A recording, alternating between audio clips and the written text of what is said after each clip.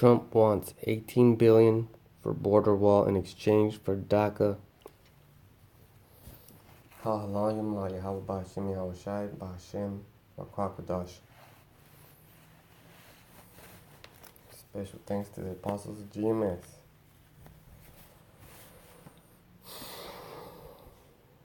President Trump is reportedly asking Congress for a total of $33 billion to fund his wall and other border security in exchanges for ensuring protections for dreamers, illegal immigrants brought to the country as children.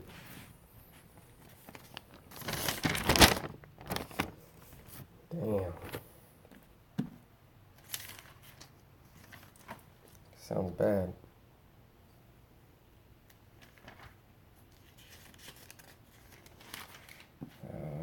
Genesis 49 and 14. Issachar is a strong ass couching down between two burdens.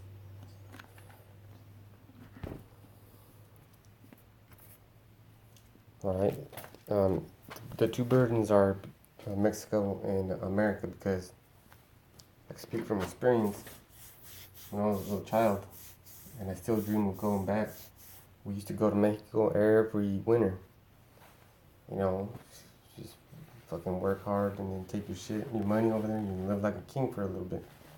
It's not a bad idea. So the two burdens is every time I would go to Mexico, and it's gonna affect all the other tribes. Simeon, which is Dominican, Zebulon, Guatemalans to Panama, Ephraim, the Puerto Ricans, Manasseh, the Cubans, Naphtali, Argentina to Chile, Asher, Colombia to Uruguay, and of course, Issachar. It's going to affect all of us. But we used to go, and the burden is this. When I was in America, they didn't like me here. Nobody likes you here. Because you're fucking wetback, you speak Spanish. You know, get the fuck out of our country. And then I'd go to Mexico, and they'd be like, there's no thing, this is a fucking American wannabe, this the gringo wannabe.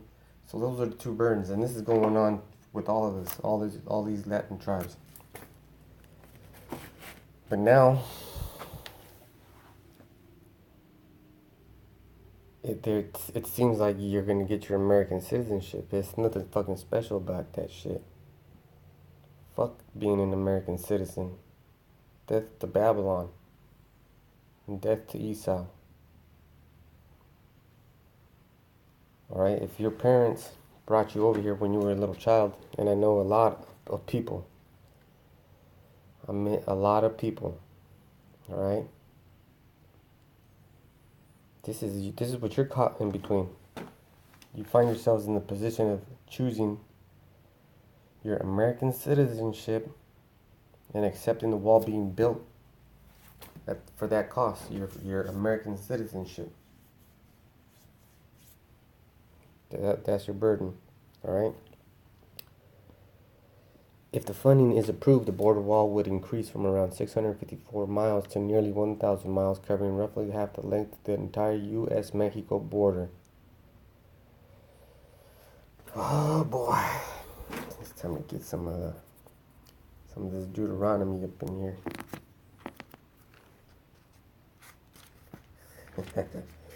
Cause this motherfucker, he's funny. How you gonna put a border up? He's proud too. Alright, he's very proud. Alright, let's see.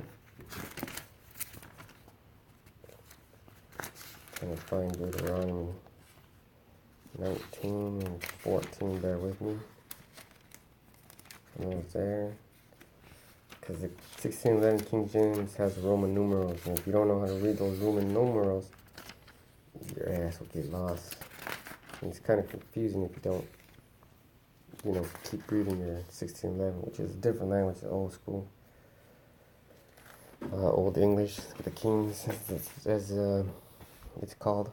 This is Deuteronomy 19 and 14. Thou shalt not remove thy neighbor's landmark, which they of old time has set in their inheritance, which thou shalt inherit in the land of the Lord thy God, given to thee to possess it.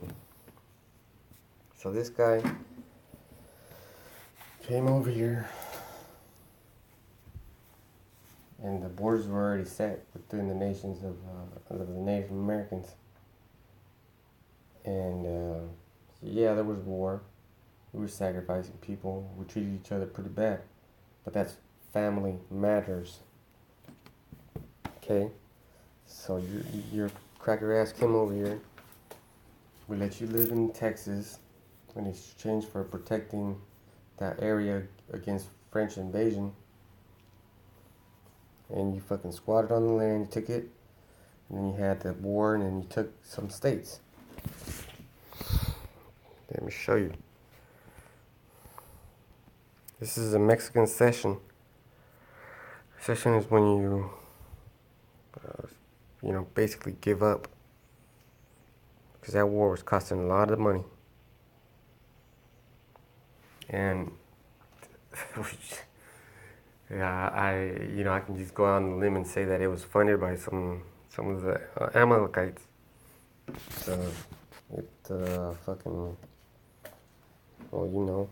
Fucking the Rothschilds and shit like that. And if you don't got money, you ain't gonna win the war. So as a result, over a period of time, we lost Texas, New Mexico, Colorado, Utah, Nevada, and good old California. It was a wicked thing you did, but it had to be done. Alright? So it's going to affect all these tribes. For reasons that I just said. Alright? We're getting to the end of this. Now I'm in Revelation 17. I'm starting at 3.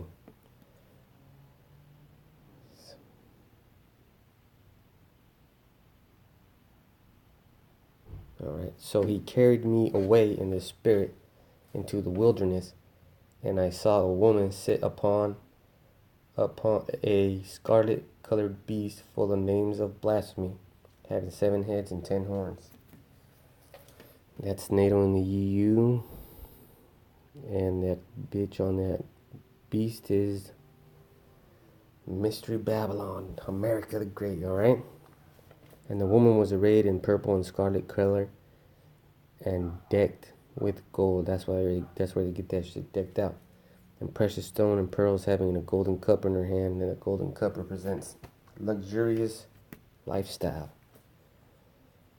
Because of all the fucking things that they done. Full of abomination and filthiness of her fornication. Fornication means outside the temple. This is fornication. Esau, you are fucking fornicating. And upon the forehead was a name written, Mystery Babylon the Great, the mother of harlots and the abomination of the earth. Tell me this shit ain't a mystery. It's a fucking mystery to me. Well, it's not a mystery to me, I understand. I do understand. And I gotta say, the water Yahweh Bashem Yahweh Shai Bahar Krokodish for the understanding. Also, the water to the apostles, because I've been watching them. And I'm learning.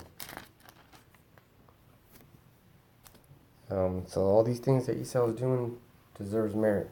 Deserves something. And this is what it deserves. This is Romans 9 and 13. As it is written, Jacob have I loved, because he always kept the law and he was, good.